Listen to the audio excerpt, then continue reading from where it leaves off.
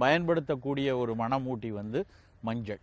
இந்த மஞ்சள் வந்து நம்மளுடைய அன்றாட வாழ்க்கையில் தினம் நம்ம கூட சேர்றதுனாலேயே பல நோய்கள் நம்மளை வராமல் இருக்குன்னு இன்றைய ஆய்வாளர்கள் சொல்லியிருக்காங்க. சமீபத்தில் பார்த்தீங்கன்னா அந்த கேன்சருடைய வளர்ச்சி நிறைய இருக்குது. முன்னாடி கேன்சர் புற்றுநோய் அப்படிங்கிறது யாரோ ஒருவருக்கு, அதுவும் குறிப்பாக புகைப்பிடிப்பவங்களுக்கு, இல்லை மது அருந்தவங்களுக்கு, இல்லை அதிகபட்சமாக மன அழுத்தத்தில் இருக்கிறவங்களுக்கு, இல்லைன்னா பாரம்பரியமாக குடும்பத்தில் நிறைய பேருக்கு புற்றுநோய் இருக்குது அப்படின்னு அவங்களுக்கு மட்டும்தான் வந்துட்டு இருந்தது. ஆனால் இன்றைக்கு சமீபமாக நிறைய பேருக்கு வந்து இளம் வயதில், ரொம்ப 30 வயதில், நடுத்தர வயதுலலாம் புற்றுநோய்கள் அதிகமாக இருக்குது. அப்படி இருந்தால் கூட இந்த குடல் புற்றுன்னு சொல்லக்கூடிய மலக்குடல் புற்று, இல்லைன்னா குடல் புற்றுன்னு சொல்லக்கூடிய ரெக்டல் கார்சினோமா, இல்லைன்னா வந்து கோலன் கார்சினோமாங்கிற அந்த மலக்குடல்லையும் குடல் பகுதியில் வரக்கூடிய புற்றுநோய்கள் வந்து மேற்கத்திய நாடுகளை விட இந்தியாவில் ரொம்ப ரொம்ப குறைவாக இருக்குது அப்படின்னு ஆய்வாளர்கள் சொல்லியிருக்காங்க. அமெரிக்காலையும் யூரோப்லேயும் பார்த்தீங்கன்னா நிறைய புற்றுநோய்கள் வந்து குடல் பகுதியில் தான் வருது. ஆனால் நமக்கு வந்து அந்த பகுதியில் அதிகம் வரல. ஏன் அப்படின்னா நாம் அன்றாடம் பயன்படுத்தக்கூடிய மஞ்சள் ஒரு முக்கியமான காரணம் அப்படின்னு சொல்லி நேச்சர் அப்படின்னு ஒரு மேகசின் இருக்குது. உலகத்தில் தலை சிறந்த ஒரு மெடிக்கல் ஜேர்னல் வந்து நேச்சர். அந்த மேகசின்லேயே அவங்க வந்து ஆய்வாளர்கள் கட்டுரைகள் எழுதியிருக்காங்க. கிட்டத்தட்ட 1940-50களில் இருந்து நிறைய மருத்துவ கட்டுரைகள் வந்து மஞ்சளை நோக்கி வந்து வந்திருக்கு. மஞ்சள்ல இருந்து இன்னைக்கு என்ன சொல்றாங்கன்னா கிட்டத்தட்ட 250க்கு மேற்பட்ட மருத்துவ ஆய்வுகள் வந்து மஞ்சளில் மட்டும் நடத்தியிருக்காங்க. அந்த அளவுக்கு மஞ்சள் வந்து ஒரு மிகச்சிறந்த மருந்து. அதனால தான் பார்த்தீங்கன்னா நீங்கள் எல்லாம் கேள்விப்பட்டிருப்பீங்க, மஞ்சளுக்கு வந்து ஒரு காப்புரிமைக்காக ஒரு மிகப்பெரிய போராட்டமே இந்திய அரசாங்கம் நடத்த வேண்டி இருந்தது. அமெரிக்காவில் வந்து ரொம்ப சமீபத்தில் ஒரு 10 ஆண்டுகளுக்கு முன்னாடி வந்து நாங்கள் தான் அந்த மஞ்சளுக்கு வந்து அதனுடைய புழுக்கொல்லிக்கும் பூஞ்சை கொல்லிக்கும் புற்றுநோய்க்கும் தடுக்கக்கூடிய ஒரு கெமிக்கலை கண்டுபிடிச்சிருக்கோம், அதனால் எங்களுக்கு காப்புரிமை வேணும் அப்படின்னு சொல்லிட்டு ஒரு பெரிய யூஎஸ் பேட்டன்ட் அவங்களுக்கு இஷ்யூ பண்ணிட்டாங்க. அதனுடைய விளைவு என்ன அப்படின்னா, உலகத்தில் எந்த இடத்துல மஞ்சளை நாம் மருந்துக்காக பயன்படுத்தினாலும் அந்த நாட்டுக்கு அதை கண்டுபிடித்த கம்பெனிக்கு வந்து நம்ம காப்புரிமையாக பணம் கட்ட வேண்டும் சொல்லி ஆர்டரே இஷ்யூ பண்ணிட்டாங்க. ஆனால் அதுக்கப்புறம் நம்ம விழித்து கொண்டு அடடா நாங்கள் வந்து மஞ்சளை இன்றைக்கி நேற்று இல்லைப்பா, 2000 ஆண்டுகளாக நாங்கள் அன்றாடம் உணவில் சாம்பார் ரசத்துலேருந்து எல்லாத்துலேயும் பயன்படுத்திட்டு வரோம். அது மட்டும் இல்லை, ஆயுர்வேதத்திலையும் சித்த மருத்துவத்திலையும் நிறைய இடங்களில் பல நோய்களுக்கு இந்த மஞ்சளை நாங்கள் வந்து பயன்படுத்திட்டு வரோம். அதை போய் நான் தான் புதுசாக கண்டுபிடிச்சேன் அப்படின்னு சொல்லி காப்புரிமை கொண்டாடுறது வந்து படு முட்டாள்தனம் அப்படின்னு சொல்லி இந்தியாவுடைய சிஎஸ்ஐஆர்னு சொல்லக்கூடிய மிகப்பெரிய தொழில்நுட்ப ஆராய்ச்சி நிறுவனமும் உலக அரங்கில் போயிட்டு வாதாடி பல்வேறு தாவரவியல் அறிஞர்கள்லாம் போராடி தான் மஞ்சளையும் கூடவே வேப்பலை, இந்த மஞ்சளையும் வேப்பலையும் மீட்டு இது வந்து இந்தியாவுடைய பாரம்பரிய சொத்து, உலகில் எந்த நாடும் இதை காப்புரிமை செய்ய முடியாது அப்படின்னு சொல்லி நம்ம ஆர்டர் வாங்கிட்டு வந்தோம்.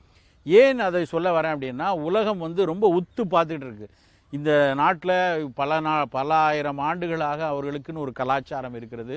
அவர்கள் பல ஆண்டுகளுக்கு முன்னாடியே வந்து அறிவிலையும் ஆற்றலையும் உடல் நலத்திலையும் ரொம்ப நல்லா இருந்திருக்காங்க.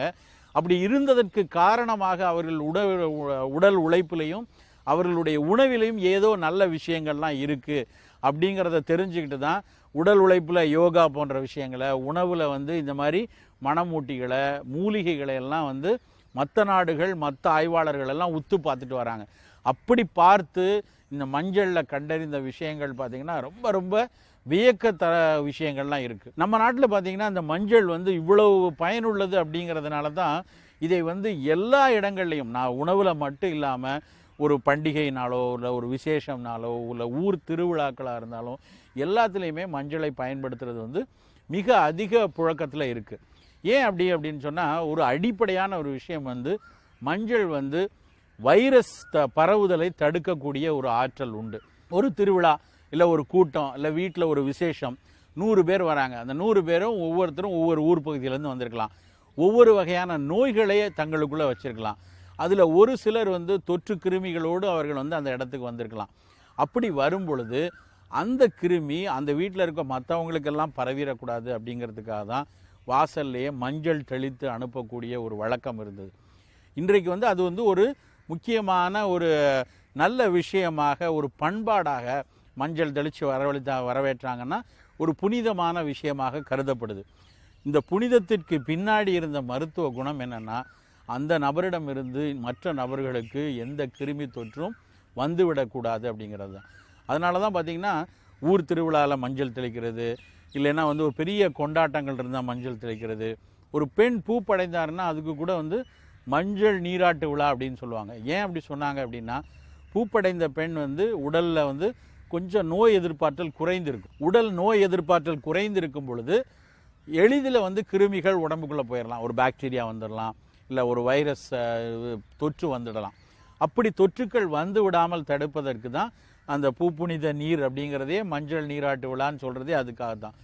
இப்படி ஒரு நல்ல விஷயங்கள் எல்லாத்துலேயும், இல்லை ஒரு 4 பேர் சேரக்கூடிய விஷயங்கள் எல்லாத்துலேயுமே மஞ்சளை தெளித்ததற்கு பின்னணி புனிதம் மட்டுமல்ல, இல்லைன்னா பண்பாடு மட்டுமல்ல, இல்லை ஒரு உபசரிப்பு வரவேற்பு மட்டுமல்ல, மருத்துவ குணமும் இருந்ததுனால தான். இது வெளி விஷயங்களில் எந்த உணவு நம்ம தயாரித்தாலும் கடைசியில் கொஞ்சம் மஞ்சள் தூள் போடுறோம். ஒரு சாம்பார் வச்சாலும் சரி, ஒரு காய்கறி வதக்கினாலும் சரி, இல்லை கூட்டு செய்கிறோம், பொரியல் செய்கிறோம், எல்லாத்துலேயுமே சட்டி இறக்கும் பொழுது சூடு நல்லா வெந்ததுக்கப்புறம் அதனுடைய மனம் கொடுப்பதற்கு, அதனுடைய நிறம் கொடுப்பதற்கு கடைசியாக ஒரு 2 சிட்டிகை மஞ்சள் போடுறோம். இதுவும் பார்த்திங்கன்னா அந்த உணவில் வந்து சேரக்கூடிய பல்வேறு பொருட்கள்னால உடலுக்கு கேடு வந்துடக்கூடாதுங்கிறது ஒரு விஷயம். இன்னொன்று, அந்த உணவு கெட்டுப்போகாமல் இருக்கணுங்கிறது இன்னொரு விஷயம். இதை எல்லாத்தையும் தாண்டி இந்த மஞ்சள் உள்ளே சேர்றதுனால நமக்கு பல்வேறு நோய்கள் வராமல் நம்மளுடைய நோய் எதிர்ப்பாற்றல் இயல்பாகவே நமக்கு வந்து உடம்புலேயே நிறைய பாதுகாப்பு தன்மை இருக்கிறது, இம்யூனிட்டி அப்படின்னு சொல்கிறோம். அதில் அந்த இம்யூனிட்டி சிஸ்டம் வந்து நல்லா அலர்ட்டாக வைத்திருக்கிறதுக்கு இந்த மஞ்சள் தூள் பயன்படுது அப்படின்னு நிறைய ஆய்வுகள் சொல்லியிருக்காங்க. அதுலேயும் குறிப்பாக வந்து இந்த வைரஸ் தொந்தரவு தவிர புற்றுநோய்களுக்குன்னு பார்த்திங்கன்னா இன்னது தான் காரணம்னு நம்ம ஒரு விஷயத்தை சொல்ல முடியாது. சுற்றுச்சூழலில் இருக்கக்கூடிய என்வாயர்மெண்ட்டில் இருக்கக்கூடிய டாக்ஸின் மிகப்பெரிய காரணங்களாக பார்க்கப்படுகிறது. நம்ம பூச்சிக்கொல்லி மருந்து, உரங்கள்லாம் போட்டு விளைவிக்கக்கூடிய தாவரங்களுடைய சின்ன சின்ன நுண்ணிய கூறுகளே புற்றுநோயை உண்டாக்கிருமோ அப்படின்னு பயப்படுறாங்க. வெளியே இருக்கக்கூடிய பொருட்கள்லேருந்து வரக்கூடிய கதிர்வீச்சுக்கள் புற்றுநோயை உண்டாக்கலாம். தொடர்ச்சியான மன அழுத்தம் புற்றுநோயை உண்டாக்கலாம். நம்ம சாப்பிடக்கூடிய உணவுகள், இல்லைன்னா மது, புகை, இந்த மாதிரி விஷயங்கள் புற்றுநோயை உண்டாக்கலாம். இவை ஒவ்வொன்றும் உடலில் ஒவ்வொரு ஃபிசியாலஜிக்கலாக ஒவ்வொரு விஷயங்களை தூண்டி புற்றை உருவாக்குறது அப்படின்னு கண்டுபிடிக்கிறாங்க. இப்படி எந்த விஷயமாக ஒரு 10 காரணம் வச்சுக்கோங்களேன், அந்த 10 காரணத்தையும் மாடுலேட் பண்ணுறதுக்கு, அந்த 10 காரணங்களாலும் புற்றுநோய் வராமல் தடுப்பதற்கு மஞ்சள்ங்கிற ஒரே ஒரு விஷயம் பயன்படுறது தான் ரொம்ப ரொம்ப ஆச்சரியமான ஒரு விஷயம். புற்றுநோய்க்கான நவீன மருந்துகள் எடுத்தோம் அப்படின்னா இன்றைக்கி நிறைய நல்ல நவீன மருந்துகள் வந்திருக்கு. அந்த மருந்துகளில் ஒரு மருந்துனா ஒரு டார்கெட்டை சரி பண்ணும், ஒரே ஒரு மருந்து ஒரு டார்கெட்டுக்கு. ஆனால் இந்த புற்றுநோய் ஒரு மருந்து 10 டார்கெட்டை வந்து சரி பண்ணுவதற்கான வாய்ப்புகள் இருக்குது. ஆரம்ப கட்ட ஆய்வுகள் எல்லாமே இப்படி பல்வேறு விஷயங்களை மாடுலேட் பண்ணுறதுனால தான் நம்ம உணவில் அதை சேர்த்து கொள்ளணும். மருந்தாக சேர்க்கறது இன்னொரு பக்கமாக இருந்தாலும் அன்றாடம் உணவில் சேர்க்கும் பொழுது வராமல் வந்து இந்த நோய் வராமல் தடுக்கலாம். இன்றைக்கு நம்மலாம் பார்த்துருக்கோம், ஸ்டீவ் ஆப்ஸ்ன்னு சொல்லிட்டு அந்த ஆப்பிள் நிறுவனத்தினுடைய தலைவர் வந்து அவர் வந்து பேங்க்ரியாட்டிக் கேன்சரில் இறந்து போனார். பல மில்லியன் டாலர் பயன்படுத்தி அவரை வந்து எப்படியாவது காப்பாற்ற உலகம் முயற்சித்தது. ஆனாலும் பயனில்லாமல் அவங்க வந்து தவறி போனாங்க. அதே அந்த பேங்க்ரியாட்டிக் கார்சினோமா வராமல் தடுப்பதற்கு இந்த மஞ்சள் பயன்படுது அப்படின்னு சொல்லி ஒரு பேப்பர் இருக்குது. அது பேங்க்ரியாட்டிங்கிறது நம்மளுடைய கணையம்னு சொல்லக்கூடிய இன்றைக்கி இன்சுலின்லாம் சுரக்கிறது, அதாவது சர்க்கரை நோய் வராமல் தடுப்பதற்கு வேண்டிய இன்சுலின் சுரக்கிறதுக்கும் சரி, நம்மளுடைய கொழுப்பை ஜீரணிக்கக்கூடிய பல்வேறு நொதிகளை சுரப்பதும் அந்த பேங்க்ரியாஸ் தான். அந்த பேங்க்ரியாஸில் ஒரு கேன்சர் வந்ததுன்னா 18 மாதம் 20 மாதத்திலேயே வந்து சரியாக குணப்படுத்தப்படவில்லை அப்படின்னா அது வந்து மரணத்தை நோக்கி அழைத்து விடுங்கிறது தான் இன்றைய ஒரு நிலைமை. அந்த நிலைமையில் கூட இந்த மஞ்சள் வந்து ஓரளவுக்கு அந்த நோயினுடைய வளர்ச்சியை கட்டுப்படுத்தும் அப்படின்னு சொல்லி நிறைய ஆய்வுகள் சொல்லியிருக்கு. வெறும் பேங்க்ரியாட்டிக் கேன்சர் மட்டும் இல்லை, உடம்புல எந்த புற்றுநோய் வந்தாலும், இரத்த புற்றுநோய் வந்தாலும் சரி, இல்லைன்னா வந்து வேறு உறுப்புகளில், இரைப்பையில், மூளையில், சிறுநீரகத்தில், கருப்பையில், சினைப்பையில் எந்த இடத்துல புற்றுநோய் வந்தாலும், என்ன மருந்துகள் எடுத்துக்கொண்டிருந்தாலும் மஞ்சளை உணவோடு, இல்லைன்னா உணவில் ஒரு கூறாக, இல்லை தனியாக மஞ்சளை கூட கொஞ்சம் நம்ம சேர்த்துட்டு வந்தோம்னா அது புற்றுநோயை தடுப்பதற்கு, வேகமாக வளராமல் தடுப்பதற்கு உதவியாக இருக்கும். இது மட்டும் இல்லை, நம்ம மஞ்சள் உடனே அது புற்றுநோய்க்கு மட்டும்தான் அப்படின்னு இல்லை. மஞ்சள்லேருந்து வரக்கூடிய ஒரு மனம் வந்து சைனசைட்டிஸ் அப்படின்னு சொல்லக்கூடிய மூக்கடைப்பு, நீரேற்றம், தும்மல், இந்த மாதிரி விஷயங்களுக்கு அந்த மஞ்சளுடைய மனமே அதனுடைய வியாதியை வந்து மட்டுப்படுத்தும்னு கண்டுபிடிச்சிருக்காங்க. ஒரு ஆஸ்துமா நோயாளியா இல்லை தும்மல் வந்து சைனசைட்டிஸ் பர்சனா அவங்க வந்து வாரத்துக்கு 2 நாள் அந்த மஞ்சளை சுட்டு முகர்ந்து கொண்டு வரலாம். சாதாரண புண்கள் இருக்குது, ஒரு குழந்தை வந்து விளையாடும் போது தவறி கீழே விழுந்துருது, அப்போ வந்து ஏதோ ஒரு சின்ன சின்ன இரத்த காயம் ஏற்படுது. நம்ம என்ன செய்கிறோம், உடனே நம்ம மனசுக்கு வர்றது என்ன, டிடி இன்ஜெக்ஷன் போடலாமா டாக்டர் அப்படின்னு தான் கேட்டு வருவாங்க. டிடி போட்டால் நமக்கு வந்து அந்த டெட்டனஸ் வைரஸ் வராமல் தடுக்கணும். அந்த டெட்டனஸ் வைரஸ் வருவதை தடுப்பதற்கு மஞ்சள் தூள் பயன்படுதுங்கிறது இன்றைய ஆய்வு முடிவு. இப்போவும் நம்ம வழக்கில் பாருங்கள், நம்மளுடைய பாட்டி தாத்தாலாம் எங்கேயாவது நம்ம குழந்தை கீழே விழுந்துன்னா உடனே அது மேலே வந்து லேசாக மஞ்சளை சுட்டு போடுப்பா, இல்லைன்னா மஞ்சளை அரைச்சி மேலே பத்து போடு, மஞ்சள் தூளை போடுன்னு நம்ம சாதாரணமாக சொல்லுவாங்க. அவர்களுக்கு வந்து டெட்டனஸ் கிருமியை பற்றிய அறிவு தெரியாது. அந்த ஆயுர்வேதத்துக்கோ சித்த மருத்துவத்துக்கோ அன்றைக்கு டெட்டனஸ் பற்றிய அறிவு கிடையாது. ஆனால் இன்றைய தாவரவியல் அறிவு என்ன சொல்லுதுன்னா, புண்களில் லேசாக வரக்கூடிய பரவிடக்கூடிய அந்த டெட்டனஸ் கிருமியை இந்த மஞ்சள் தூள் வந்து நல்ல தடுக்குது அப்படின்னு சொல்லி கண்டுபிடிச்சிருக்காங்க. மஞ்சள் நீர், மஞ்சளை வந்து கொதிக்க வச்சு அந்த தண்ணீரை வைத்து கழுவுனா, நம்ம இன்றைக்கி எப்படி நமக்கு ஒரு புண்ணாச்சுன்னா முதல்ல என்ன செய்கிறோம், டெட்டால் போட்டு நல்லா கழுவிடுங்க, கிருமி நாசினி தரவத்தை வச்சு தொடச்சி எடுத்துருங்க அப்படிங்கிறது தான் இன்றைய மருத்துவம் சொல்லக்கூடிய விஷயம். அதே விஷயத்தை இந்த மஞ்சள் நீரை வைத்து நல்லா கழுவணும் அப்படின்னா கிருமி நாசினிகள் வந்து நேராக வந்து நம்ம கிருமிகள் வேறு பாக்டீரியாக்களோ ஃபங்கஸோ வராமல் தடுப்பதற்கு இந்த மஞ்சள் தண்ணீர் வந்து பயன்படும் அப்படின்னு சொல்லியிருக்காங்க. ஸோ அந்த அளவுக்கு மஞ்சள்ங்கிறது வந்து சின்ன ஒரு புண்ணு வராமல் தடுக்கிறது, புண்ணில் கிருமி தொற்று வராமல் இருக்கிறது, அப்புறம் சைனசைட்டிஸ் இந்த மாதிரி வர்றதுல இருந்து புற்றுநோய் வரைக்கும் பல்வேறு நோய்கள் வராமல் தடுப்பதற்கு வந்து இந்த மஞ்சள் வந்து நமக்கு பயனுள்ளதாக இருக்குது. இதை நம்ம தவறாமல் அன்றாட உணவில் நம்ம சேர்த்து கொள்ளணும்.